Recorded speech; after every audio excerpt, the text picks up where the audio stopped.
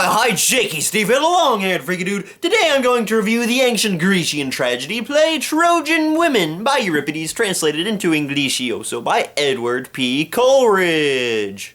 Trojan Woman carries the story of a captured slave woman from Troy. You know, Euripides, he just loves to create great, strong female characters, and this is just another example of that. And there's actually quite a few strong female characters in here. I mean, the name of the play suggested.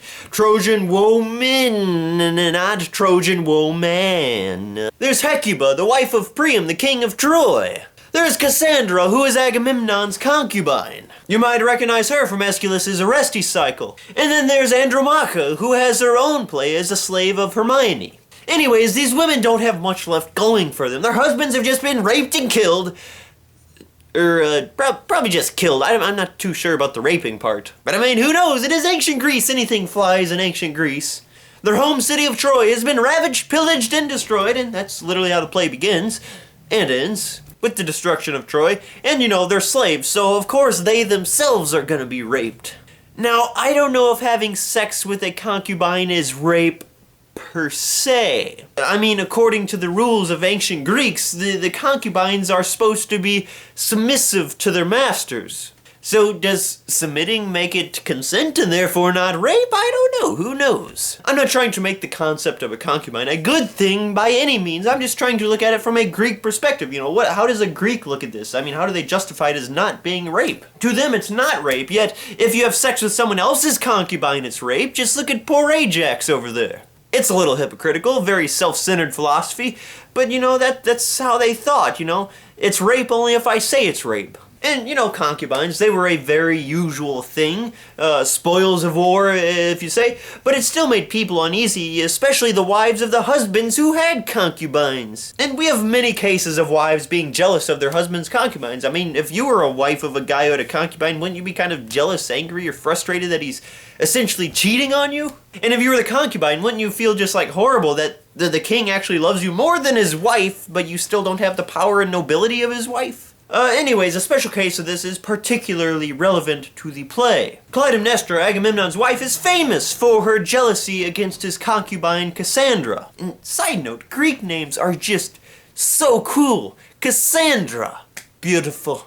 Anyway, from the tragedies that I've read, I mean, it varies, but I'm not quite sure that Clytemnestra was really all that jealous of Cassandra. She just used it as an excuse, and she was just a selfish little dog who wanted to stir some crap up, okay? She uses Cassandra as an excuse for killing her husband, but literary portrayals suggest that this is only a facade.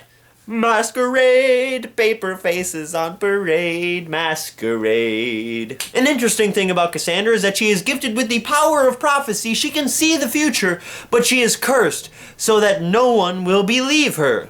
This creates some comic relief later in the play. She foresees Clytemnestra's demise, but Clytemnestra doesn't believe her. But Cassandra can still find comfort as she diabolically cackles with a deranged, defeated look and a twitching eye. At least, you know, that's how I like to picture it. Part of the tragedy here is Hecuba having to deal with her daughters being divided amongst the Greek leader people. It's very interesting here since the side with which we are forced to sympathize with are the Trojans, not the pure Greeks. It's not the first time we see this with Euripides either. It's curious. I wonder why he does this. Perhaps a uniting thing to show that modern Asian Minororians are Greek, not Persian, considering the recent Greco-Persian wars? I don't know.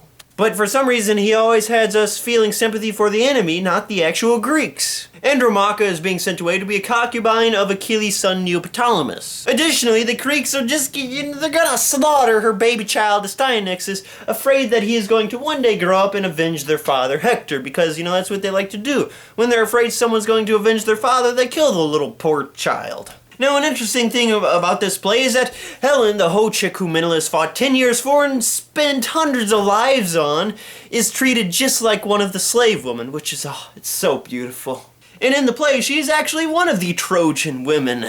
I mean, I guess she was technically a Trojan for 10 plus years. And Menelaus ponders what he's going to do with her, you know, rape her, kill her, hang her high, who knows. He gets us excited by saying that he's going to go through with this idea of killing her, but alas, he does not much to our chagrin. And, you know, if she did get killed, she'd just come back as a god and be more annoying than her regular self. Kind of like whenever Jar Jar Binks is killed in Robot Chicken. The play ends with the burial of Andromache's now slain little baby son, and then they sail away from the burning city of Troy. The end, happily ever after. Well, I'm Jakob Stief, the long-haired freak dude. Thank you for watching this book review. I hope you enjoyed it, and I hope you read it. And please, feel free to discuss it in the comments section below. If you want to see more great book reviews, please check out my channel, hit the subscribe button, and check out the Great Books Challenge, where we will read through the great books of the Western world. Lots of great stuff in there. Lots of great stuff. It even has great in its name. How great is that? And I will be going off to college soon. It's going to be kind of expensive. I'm going to be kind of in debt, kind of very much so in debt. So if you could please go check out my GoFundMe page and just spare $1 or $2. It would be much appreciated. It will be very helpful. I thank you so much. Well, I'm Jakob Stief, the long-haired freaky dude. Thanks for watching this video. See y'all in the next video. Ta-ta.